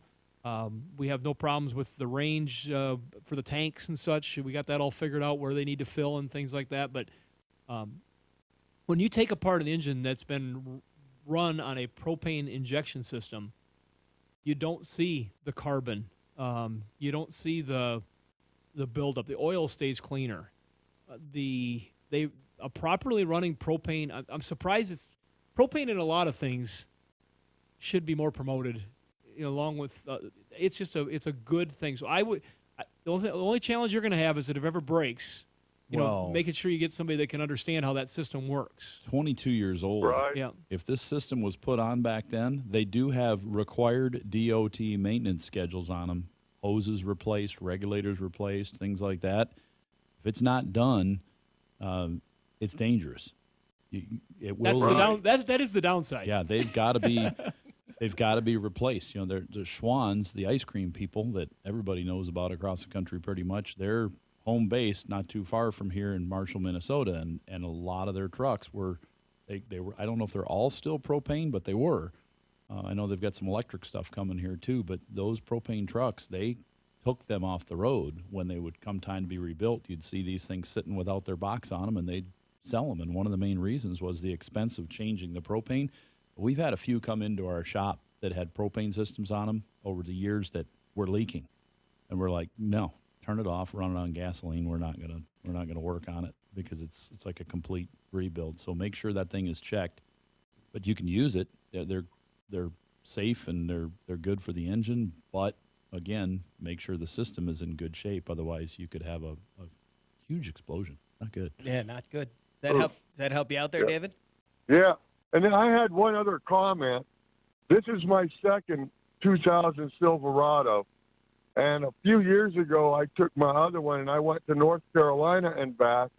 And at 70 miles an hour, I was averaging right at 20 miles to the gallon out of it. That's pretty good. Yeah, that is pretty good. Was that a 5.3? Yeah, it was. Yep. No, it probably had you can get there. You probably had the 342 gears or the 323 gears. You know for sure what you might have had in there? Yeah, I know. I had 373 gears in it because I had to replace the rear end in it. Yep. Well, you're doing well because we don't see that typically. You must drive with a very gentle foot. Are really close? No, it's just that's pretty good because drafting. I've had these trucks since '99. I've driven them, and I don't have a gentle foot. But even trying really hard, you're really getting a number when you would see 17, 18, 19 on your figures. But typically they run 15, 16, 14, somewhere in there. So you're doing really good. David, thanks very much for the call. Good luck. I picture the bus pulled over and the driver waiting at the cage out by the grocery store, waiting for the kid to come out with the keys to make the exchange. How big? Seriously, in those buses, what's the tank look like compared to a grill tank? Because we can all picture that. Yeah, I'm trying to remember the size. I want to say it's either 100-gallon or 150-gallon tank, and it's like a big grill tank set horizontally. We've dismantled some medium-duty trucks that have had propane systems. They happen to be Schwann's trucks that were damaged that had to be dismantled, and it is typically like a large grill tank. That's exactly what it is. You don't take that out and waddle over to you leave that tank in there. It takes a little assistance to move that tank out of the way. They get a little heavy. 866-594-4150. What's caught your attention in the automotive world? Well, the biggest news that we've seen just recently is, California always seems to lead the way for things good, bad, and otherwise. Regulations. They do a lot of regulations, but their CARB, their California Air Resources Board, has announced that they are pushing forward a proposal by Governor Newsom to ban the sale of internally combustion engine vehicles by 2035. And it looks like by 2025, they want to be a third there, and by 2030, they want to be two-thirds there, and all the way there. So if this goes through as proposed, that is going to be a lead for a lot of other states that typically follow California. And manufacturers follow California too, so it does because it's such a huge economy. It's such a big market. It's going to be interesting. It just seems like when you force something, the side effects can be plenty. This is happening naturally, but there's going to be people that are going to try to force it while they have the opportunity to force it. And I'm not saying good, bad, or otherwise here. I'm just telling you it's going to be a challenge for a lot of folks. A good friend of ours, Ron, a show contributor, was talking to us via email about the electric vehicles that the police forces are using in New York. He actually had a direct email back and forth with one of the lieutenants or captains because we were asking a question that one of our other show contributors, Rodney, and I were talking about is like, you look at the charge rates and how long it takes and how often they have to charge, and you look at the way a squad car is being used with idle time and the power that they're pulling on. I got another friend that's in the fire truck business, and they're addressing these things too. And the technology is catching up, but these cars that they're talking about having the Teslas and some others out there in New York, the first ones that get used will be used by special operations folks, and not the daily beat. Sure. But they said they hope to be able to get to that very, very soon. But there are still the challenges there. So this type of stuff will force the hand. Also reading a lot of articles in regards to battery technology, how it's switching so that maybe they don't need to use as much cobalt. There's more phosphates that they can use on the anodes and the cathodes. And this is going to be a race to the wild, wild west degree on this technology changes. And it kind of is scary for us as a recycler and Russ as a service repair shop, because you could have something that is really good for 3 years. Mm-hmm. And then all of a sudden it's not being used anymore. What do we do with it? And so it wasn't around long enough for the aftermarket really to create the technologies for repair and alternatives for customers. This is the piece that bothers me. When we start running this stuff so fast, is what kind of product are we going to create for the long term? And when we're looking at right now vehicles, I'm a little bit of a tangent and going all over the place. When you look at vehicles today, the average year has moved to 12 years. And you look at the budgets that people do and don't have to buy vehicles, it's going to be a very interesting proposition. Because if you have to get an electric vehicle, because that's where it is going to in your market, but then you can't afford to buy the newest electric vehicle, and you buy an older electric vehicle, is the maintenance opportunities going to be there? Are they going to allow the parts to be able to be reused? That's a big thing our trade association's looking at is reuse going to be part of the formula for this whole thing? Because you might take a car. They're not emissions controlled, so that's one good thing. It is. We don't have to worry about that, but they can control things like the battery. Oh, it's hazardous waste. You can't resell it. Great. So if you take this vehicle and you say, all right, we want all these batteries recycled back to a pulp to be able to use the materials to make new batteries, but all of a sudden the battery that they're recycling doesn't have the materials that they need for the newer batteries that they're making. Yep. Right. And you end up with this material that's kind of in an odd lot. Nobody wants it. That nobody wants it because there's no market for it. It's like plastics. This is the thing that the world will figure it out. Make the manufacturer take it back. The world will figure it out, but it's going to be something that it's going to be a curve. Be careful what you ask for, because for a while it's going to be messy.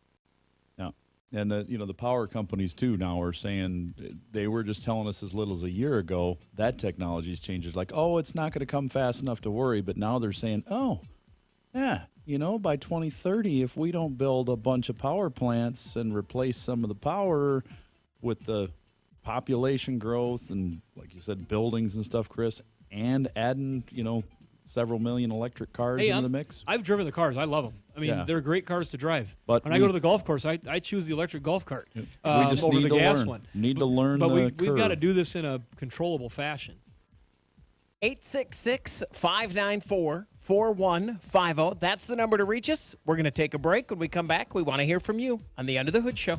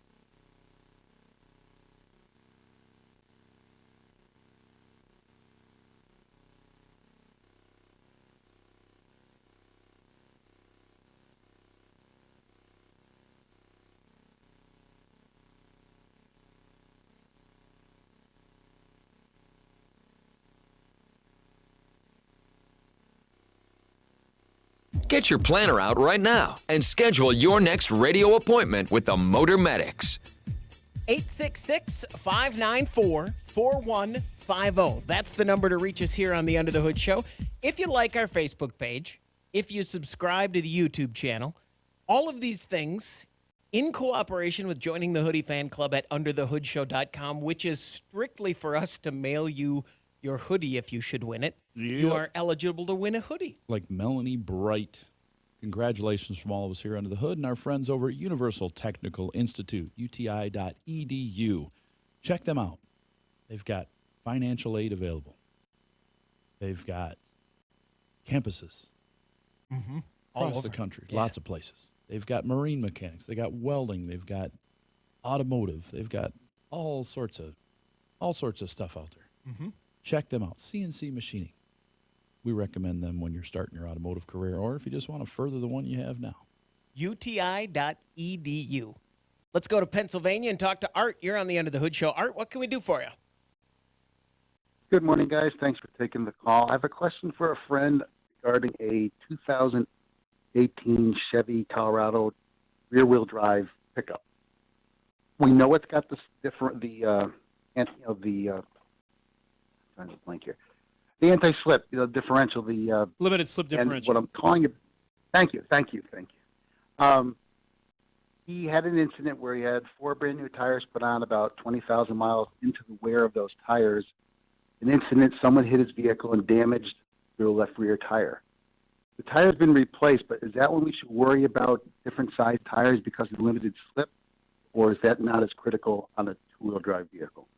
If this is just a rear-wheel drive vehicle, it's not going to be Yes. as sensitive as this was a four-wheel drive vehicle trying to get all the wheels in sync with that transfer case.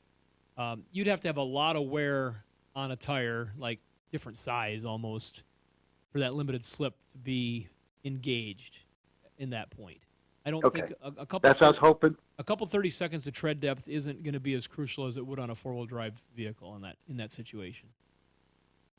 That's what I was hoping. Wanted to make sure. And I would another do some rotation and try to get your, as you rotate, try to get your two common tread sizes just together in the back, because in rotating, if you just move to a different position is a good way of rotating. So just move them around so you get your two in the back that are the same if you're worried about that. But otherwise, two in the front for steering doesn't hurt either. So you'll be fine. All right. The other question regarding your call last week about the gentleman had that Tundra that he's trying to extend. Yeah. You guys, I'm assuming, hopefully when they did his water pump, they changed his coolant, because that wasn't mentioned.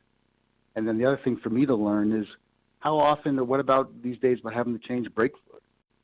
Brake fluid, when it starts to become acidic, you can use a test strip to find out if it is or not, what the pH level is of that. And when it's time, change it. That could be 12, 15 years. It could be 2 or 3 years. It gets overprescribed so many times. I mean, we rarely do it at our shop. We do it when we're changing brakes and doing bigger brake jobs when the system's open. But, so many people, they come in and say, yeah, they told me I need to change my brake fluid, and you could use a test strip. And you're like, there's nothing wrong with that. Why are you spending $180 to change your brake fluid? It's fine. But it sucks up a lot of moisture, and that can become acidic too when the metals start collecting in there. So it's definitely something you want to do when it needs to be done. So those test strips are reliable, because I've never changed brake fluid just to change it. I'm like, as you said, if you do a full brake job, hey, fluid gets changed because you're bleeding it. Oh, yeah, they're reliable because they're just reading pH, like, checking pool water or something, for your levels. And you can use that in your coolant and in your brake fluid. 2 different types. Art, thanks very much for the call. Good luck. 866-594-4150. Let's talk to Jerry in Kansas. You're on the End of the Hood Show. What can we do for you, Jerry? Yes, this is Jerry Long. I live in Kansas, and I'm calling on a 4-cylinder Ford engine that's mounted on a farm implement. It's a gasoline 4-cylinder, 2.3 liter. They call it a Mustang engine. This is an old engine, probably 76 model or so. Yep, and Mustang we've Pinto. replaced it. Excuse me? Mustang Pinto engine, yep. Okay, so we had trouble with starting it a couple weeks ago, and we ended up putting a new distributor, The electric module box has been replaced. The coil's been replaced. And we did get it running. The engine runs very smooth when it's running. We have a hard time starting it. And we've even worked on the carburetor kit, had a mechanic. One guy told me just recently to turn the timing up just a little bit. Is that would that help some on the starting? Well, it depends on if you get it too high, it's going to kick back and crank hard. Too low, it's not going to start well. So yes, it may need some timing. You could adjust it with a light and see what your timing is and get your initial timing set so it cranks without kicking back, but it starts up like it's supposed to. Too far back, it could even flood. How would we know what the correct timing is for sure? You could set it like a car, basically. I mean, they've got the internet's going to show a lot of that kind of stuff on there, where to set them. A lot of times you can just play it by ear, though. You just turn it. You don't want it so high that when it's hot and you crank it that it is lugs trying to start because it's kicking against itself, firing too fast. But you don't want it too low either, where it's not starting. If you can turn it up a little bit and get it to fire up and run smoothly, and it fires up quickly without kicking back, you should be in about the right place on those. One thing I would not, even though it runs smoothly once it runs, do not underestimate the cylinder health importance on that. So making sure that each cylinder has got a fairly close compression. Could be low on and then it's not just worn down to the point where it's got low compression. They can be really hard to start. So do a cylinder health test with a compression or a leak down. Probably compression would be simple enough on that engine just to find out if you got, I don't know what's it supposed to be, Russ? Probably over 100. 120, 130, 140 would be somewhere in there would be a good number. Yeah, they were low compression, just not a lot of power engines. Because if you had cylinders that were getting weak because of valves or rings or whatever, it's really hard to get them to start well. Yeah, got to spin them really fast. Jerry, thanks very much for the call. Good luck. 866-594-4150. Let's go to Illinois and talk to Lance. You're on the End of the Hood Show. Lance, what can we do for you? Well, hi, guys. I have a 2010 Chrysler Town & Country, and about every 60,000 miles or so, I get a P401 code. The car now has about 140,000 miles on it, and I've been having to change this EGR valve about every 60,000 some miles. Now I'm trying to get about another 40,000 out of this van before I decide to part ways with it.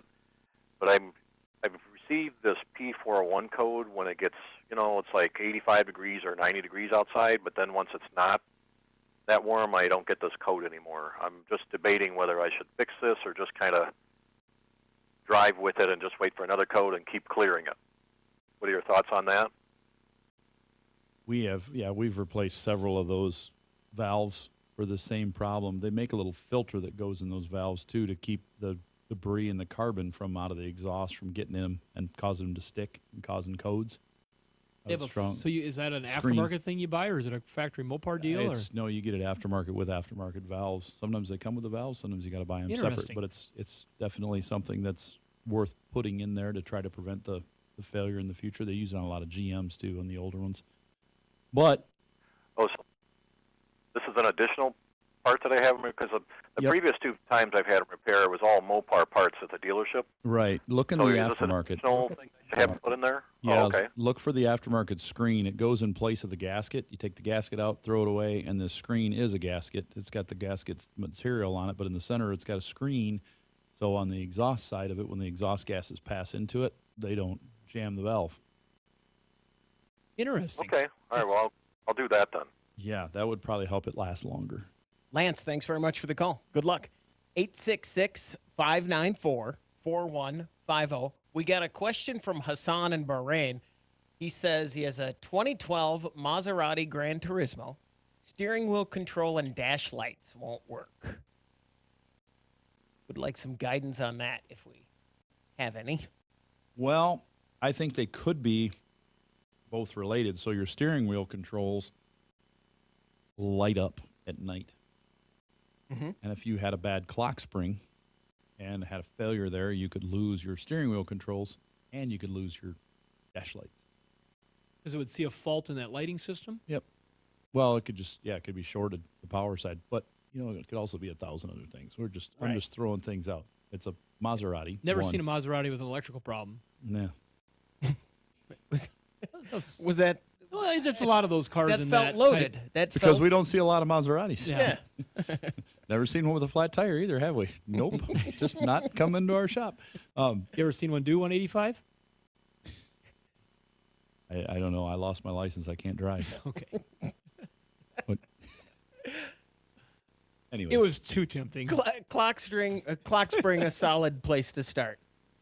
Maserati is one of those that when I see Maseratis, they're nice. I mean, of course, they're wonderful. Real ones, not the Chrysler, the Baron. The Fiat Maserati. Or the K car Maserati. Yeah, there you go. Yeah, but when I Camerati. hear about a Maserati, it sounds good, doesn't it? I've got a Maserati. It captures my imagination just hearing about it and the logo, but in person, Were they a big deal before Joe Walsh made that song? They've always been. I know, Even but now, did he they're really still make it pretty famous. something everybody talked about at some point? I think they were already a thing as that. I mean, That's I why think he you talked could, about it. Yeah, I think so. Because it was a status symbol at that point. And Well, I don't know if you remember this, Shannon. I probably don't. But there was a time, it was back in the past, like, I don't know, 2 or 3 years ago, when we didn't spend $150,000 on cars. So any car that was expensive was unique. And now, Will Smith, $100,000 cars. Everybody got them. crazy. Everybody does have them now. Forgot about that line. We're going to take a You're getting break. up there. When we come back, we want to hear from you. 866-594-4150. And just a heads up, we just reset our phone line, so we have a completely open phone line right There we now. go. 866-594-4150.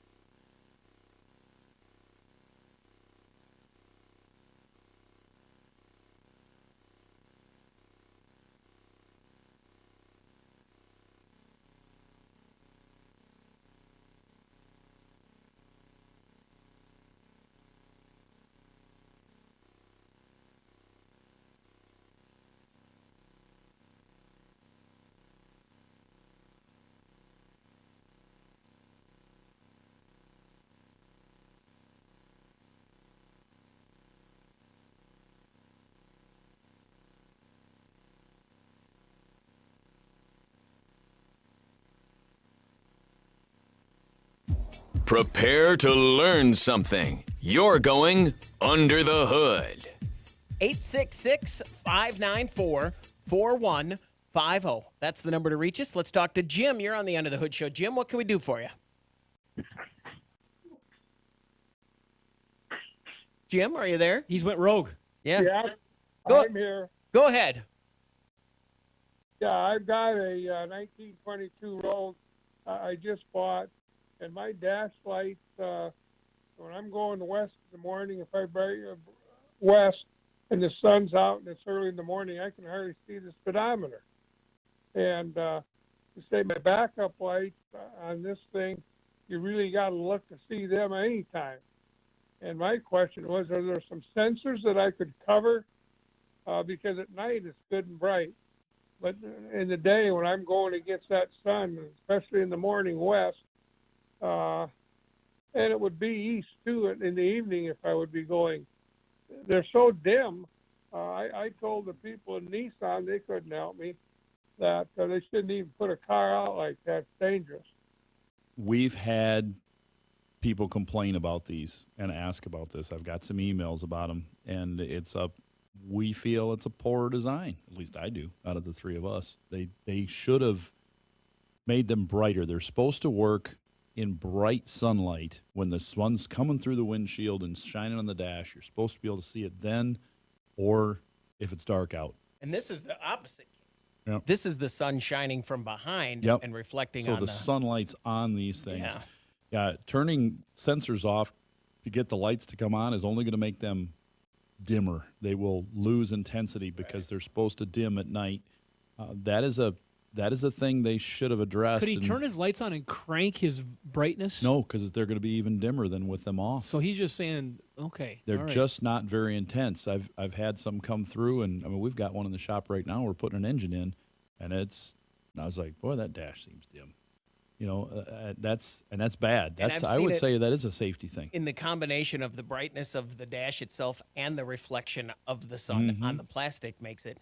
And that's not a new problem. My car, the one I drive now, was known for that exact thing 15 years ago, even though it's all, it's mechanical analog dials, but the sun hits the plastic the right way and it makes it You're talking about the Solstice. Yeah. Yeah, I remember that with the one we had too. It was hard to see in certain conditions. Yeah, that's a tough deal. And so they're saying there's nothing wrong with it. Yeah. This is just what it is. But they're not going to fix it either, even though it's a safety thing. Could he drive backwards? Yeah, Maybe. If he had rear view mirrors. Just drive north-south, never east or west. There you go. That's what I tried to do until I flipped the trailer. Okay.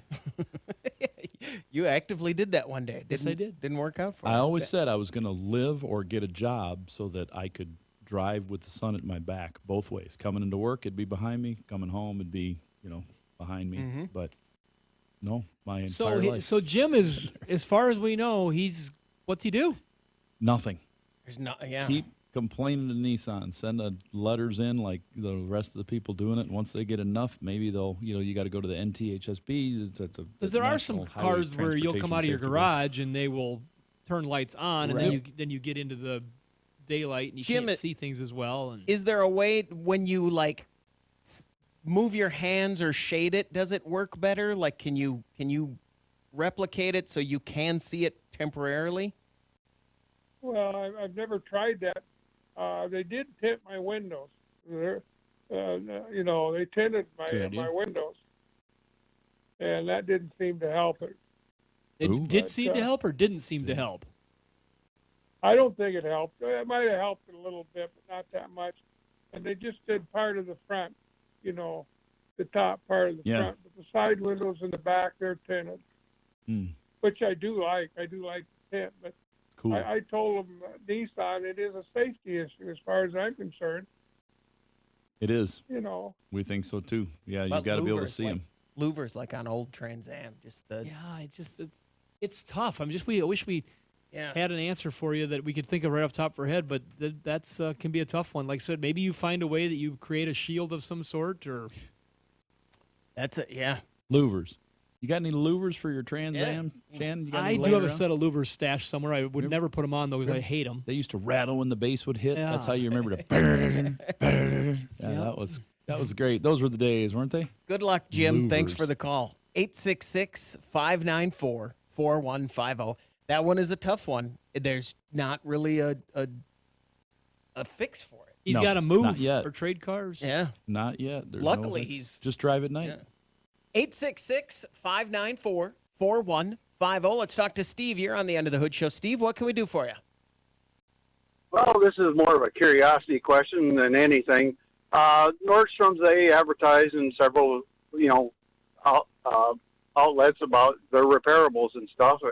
And occasionally I see one that has significant damage to it, but yet it says in your descriptions and stuff that the airbags are not deployed. And I'm looking at the vehicle and I'm wondering, how is that possible? I mean, are the airbags not functioning, or have they raised those? It used to be pretty touchy about, just airbag. It didn't take much of a bump and airbags would go off on stuff. Well, it can be such a visual trap when you look at just the optics of the collision.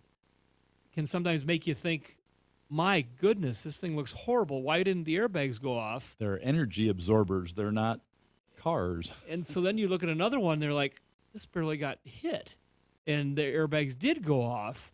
We've been seeing this quite a bit on Ram 1500 trucks, like 14, 17, and newer.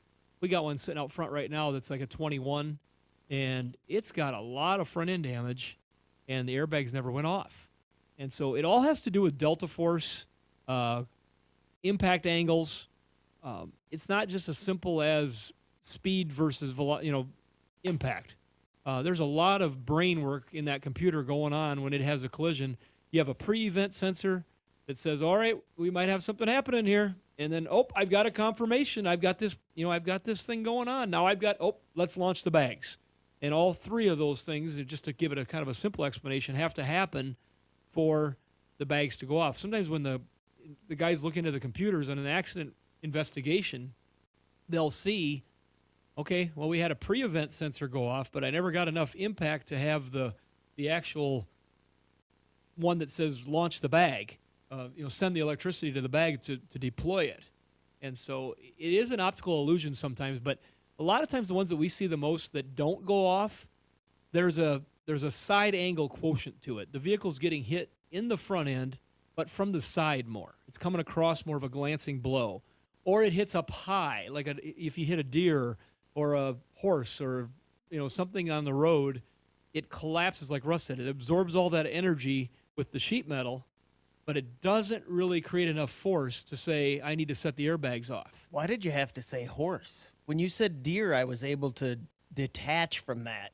Oh, when you said horse, I thought, that one caught my Well, you get up in attention. Alaska where they get into Moose. Moose. Yeah, and yeah. That's any big animal that sits up high like that gets hit. Oof. That's a bad deal. And they start falling back into the windshield area and stuff like that. But They want it. They look at the computer says, okay, will it do more harm to the passengers to have the airbags explode in their face or to take the impact of the collision?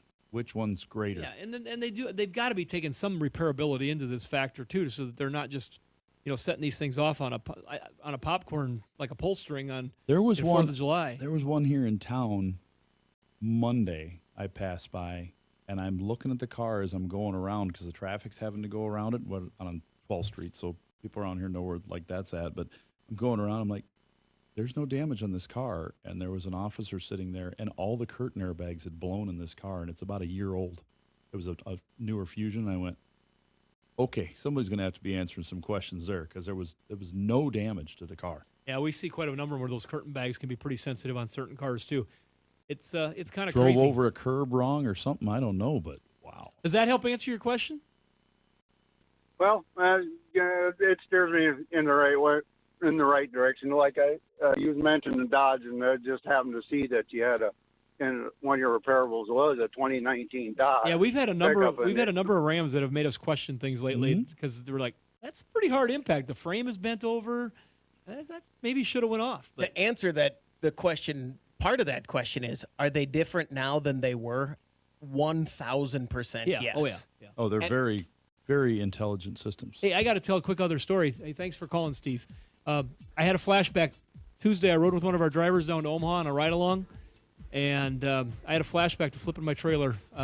The wind? No, we were driving along, following a guy, 3/4 ton pickup, looked properly sized, everything. Start swaying. We hurry up and pass him. In the rearview mirror, he loses it and flips the trailer and blocks the interstate. That'll do it for this hour of the Under the Hood Show. Thanks for joining us.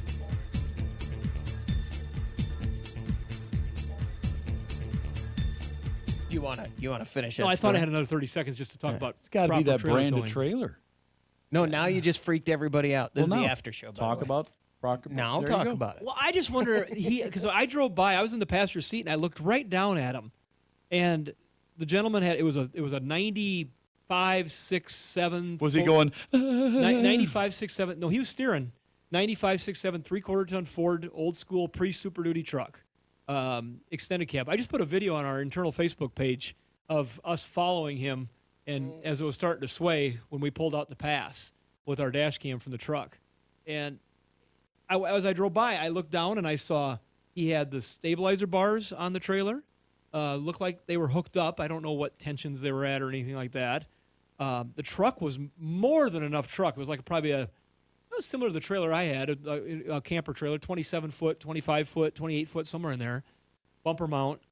And when I looked at the pictures on the news channel, I didn't see any blown tires because we kind of wondered if he might not have blown a tire. It wasn't that windy, but sometimes when they just get away from you, you just because we gotta thought he have had the- saved it, so we hurried up and passed him. And then all of a sudden, in the mirror we looked and it was doing the dance. And next thing you know, we watched it in the rearview mirror, like right behind us, flip and then go sideways across the interstate and block everything up. And Gotta have that proper tongue weight. that's Gotta what be Benji, set our up. manager, was reminding me about. He goes, if he had maybe he'd put those stabilizer bars on level ground, and then when he went to go take off, it equalized itself and took a bunch of tongue weight off, and so that back end was loose. You Or gotta maybe his properly steering load the on trailer. that, maybe that old steering box was bad in that Ford, and it's he couldn't get sensitivity he needed to get control of it. It was really weird that a non-windy day looked like a proper sized truck that would happen. The load of what was in it? I don't know. Yeah, Make if that- you're loaded too heavy over the axle or into the back, where you don't have the weight on the front, yeah, you need the right amount of tongue weight. I will say that when we drove by the guy, he was not looking at me. He was paying attention. There was definitely some focus on the road, and it didn't pay off because he ended up having a problem. No, and you can always start to slow down if you got a trailer that's starting. You think something's starting to get goofy. That's off what the that's what he throttle. looked like he was doing, was starting to try to pull to the side as he was losing it. You let off the throttle, and then you can reach down, grab your trailer brakes. Yep. And Bruce, our driver, had seen the brake tap a couple times in the trailer. Whether he was hitting trailer brake or he was hitting his foot brake. Trailer brake would be the best. Yeah, maybe it didn't work. So many people I see driving around that for years I see them come in, they're connected, and I'm like, you don't have any trailer brakes? Oh, it'll be fine. The truck's fine. I'm like, no, it's not. I guess my point is if you are, and I know nothing other than when we drove by and saw that just about took us out because we were right beside him. I mean, we literally passed him and he flipped, and the truck stayed upright, but they showed it was the camper was on its side and the back end of the truck was up in the ground, up in the air. And because of the tension on the hitch and stuff, but I don't know whether he was a experienced trailer tower or this is the first time. But we do know there's a lot of people that have bought trailers in the last couple of years with COVID and different things that are pulling, and they are probably not as experienced as somebody that grew up on the farm, or somebody that's been around that stuff their whole life, or had a brother-in-law or an uncle or something that pulled trailers all over the place. And it's a tricky deal if you don't get it quite right. When we sold our camper, I had that. It was an ultralight, but it still weighed 6,000 pounds, give or take. And it was 27 or 28 foot. And a modern camper, 2015 or 14, whatever it was. And the guy came to get it that was going to buy it. He was all excited to buy it, and he showed up with a Tundra pickup. Not a Tundra, excuse me, a Tacoma. I got to make sure I say that right. Right. I'm just going back to the guy that had the Toyota. Yeah. What was the SUV? Oh, that was an Toyota? FJ. They came with his trailer With the duct tape? Yeah, with the duct tape on the hitch. Oh my goodness. Oh. But he showed up with his Tacoma, and I said, "Sir," I said, "I really want to sell you my camper." I said, "But I will not let you tow it with that." I said, "This camper will push that Tacoma down the road if you have to stop." I said, "You might pull it and get going, but if you get into an emergency situation where you have to stop, this camper is going to push that truck." And he goes, "Oh, I guess, yeah." He goes, what's, and I got on the internet, looked up the tow rating on his Tacoma, and it was like, not even close. Not even close. And even hooked up, he was trying to hook up to it. I go, "It doesn't even look right." It didn't even look right. And so he goes, "Well, let me see what I can do." He came back the following weekend. He paid for the camper, and he bought a 2-wheel drive, 3/4 ton, fleet Ford pickup he had found somewhere. And but he went and bought a truck to pull the camper. But that's what he needed more truck. Because if you don't get the right setup, you're not good. You're going to get in trouble. And the roads are busy enough nowadays, like even with high dollar fuel when it was at its peak, up and down our interstates in our area, people traveling to the campgrounds and to the fishing holes and everything else, our highways were busy. Mm-hmm. And you don't want to be out there and not have the right equipment. This one I saw confused me, though, because it looked like the right equipment. He just must have had his tongue weight and tongue pressure set wrong or something, or else the truck had a steering issue. Something happened, because it didn't. What we saw happen shouldn't have happened. All right. That was kind of on a tangent there, too. But no, that was... If you're towing, just make sure you've got somebody with experience and listen to them. That's just me not having to host a show there. That ending there was just me stopping because we're in the after show. My cousin Tim, truck driver, looks into stuff, very detailed on things, presses his shirts. He's hi Tim, I love you, but cleanest truck in the fleet always. I mean, just the way he is. But he taught me when I first got my camper about how to hook up the stabilizer bars, and of course he had asked 100 people and knew how to do that. But without that, I don't know if I would have got him right. Right. Just watching a YouTube video. Yeah. I needed a coach. Have you got the right vehicle? I mean, you don't need them. It just depends on what you're pulling with. I took that camper years and drug it with mine, and it was like, well, yeah, but you drives like a dream. You had a big, heavy truck. Yeah, so you got a Tacoma, and you're pulling something. You better either get a smaller trailer or a bigger truck. My snowmobile trailer is an aluminum V-nose, and you can't put stabilizer bars on those the way they're set up, and so that's a whole nother animal. Real quick, since I've had this note here for weeks that I was gonna, I pulled up to a stop sign the other day, a stoplight, and I was like, "Oh, what's this large SUV in front of me? That looks new. I've never seen that large SUV. It's a RAV4." And I was like, "That's a RAV4? That thing looks gigantic." And then I thought, well, I'm in my Solstice, so maybe it's just my perspective. So I looked it up. A 2000 RAV4. 2000 is what you did? No, yeah. I just went, I'll let you go. I went 2000. Okay, I'll let you go. 164 was the length. That's the low wheelbase. Total length. That was bumper to bumper. Oh, yeah, you're right, because wheelbase, that'd be a big truck. Yeah. 2022, 182, 18 inches bigger.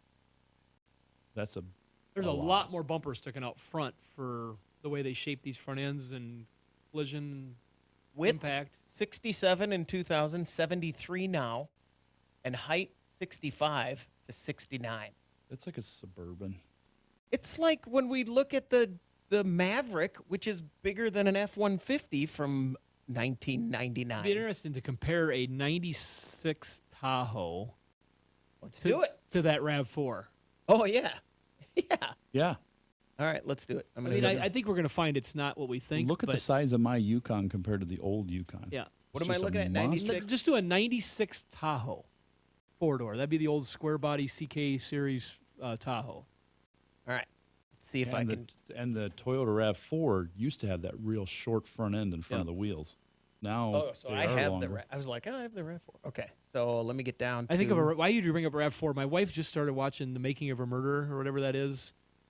The story from a while ago in Minnesota or Wisconsin with the family that owned the junkyard. Yeah. That's interesting. Did you watch that one? Yes. 20 episodes? She's just getting into it. And I'm So like, did the junkyard don't guy remember. turn into a murderer or what? I don't think that I watched the Was he using the there's wood 3 chipper? seasons. part of it. Yeah, I watched. She's the just first getting one. into it, and I'm Yeah. like, I sat down and watched the episode with her. I said, I'm not gonna. In my mind, this is really interesting, but I was googling the ending because I didn't tell her. I cannot dedicate that much time to that many episodes. You want to go? Have she watched Ozark yet? I've heard that's a good one to watch, but All right, listen. okay, what did you find? No, hold on. Go watch The Rescue The rest. on National Geographic. Tell me more. It's a documentary. I told you about it earlier. It's a documentary about the Come on, it's cave. radio. It's the soccer team in the cave. Oh yeah. Weren't they It's in a- Chile? It's a documentary. No, Honduras? Thailand. Thailand. Yeah, yeah. It's What's the capital of Thailand, Chris? I don't know. Never mind. Is it Bangkok? I don't know. Whatever. That's what he wanted us to say. Bangkok, an Oriental city where the city knows. Murray Head. Yeah, I'm down. One night Yeah, in yeah, Bangkok. yeah. We're gonna get That- copyrighted. Nope. Is that Thailand? Yeah, Okay, yeah. all right, all right. So just that movie, unbelievable documentary. Not the new one. Not the Not the made for movie. You're talking Right. about the documentary. And which that movie might be great. I'm gonna watch it now because I watched this documentary. It was incredible. Anyway, that's all. The What'd you length find? of the Tahoe in what did we go? What year? 96. 96, same one. 188. The new Rav 182. So it's 6 inches larger. The Tahoe was 6 Was that a inches short larger. Tahoe or a long Is Tahoe? that a four-door Tahoe? I or a just two-door went with Tahoe. Okay. I just looked up 96 Chevrolet Tahoe. Tahoe would be short. Right? Specs and They would have features. said Suburban. A RAV4 was the vehicle Yeah. of suspect in making of a murder. That's why. Yeah, That's what made my mind Not go to that. much.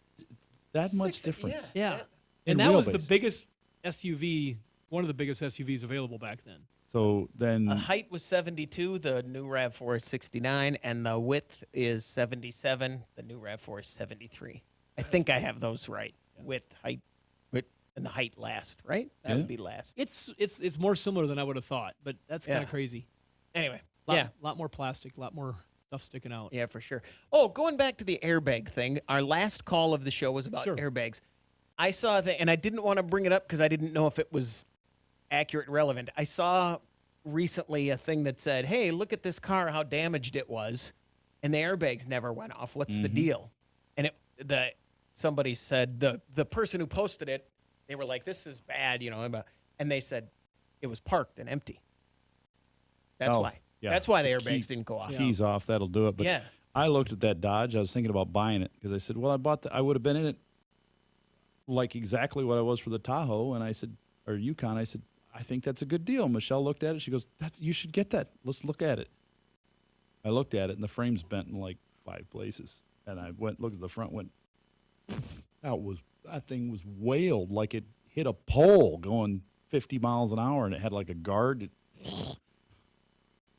That should have set the airbags off. You would think, but maybe not. I don't know which would injure you more, the airbags going off or not going Which off. don't injure you, by the way. We don't want to make too big of a deal about Right. that.